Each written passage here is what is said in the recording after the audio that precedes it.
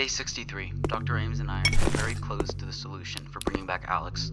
We have used a material created by me that I like to call Material Y. Material Y has very specific properties that can bring back the dead. However, it is very unstable and has not been tested properly. So, I'm not going to give Dr. Ames this knowledge. I fear that if he were to ever find out about it while the material is in this state, he would use it too soon to bring back his daughter. Anyways, this is Dr. Jacobs, signing off.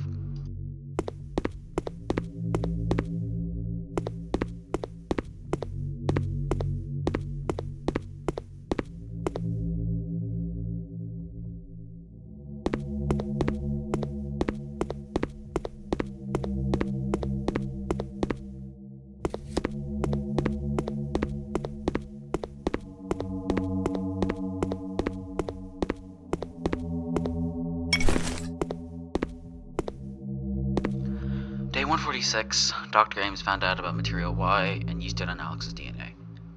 God, I should have been more careful.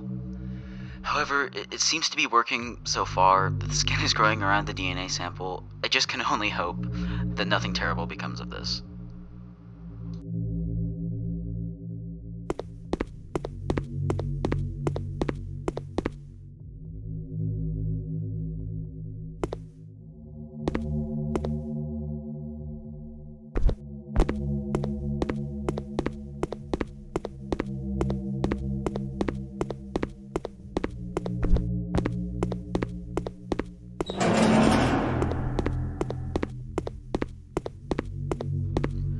Day 160, I don't believe this. Alex, she's alive.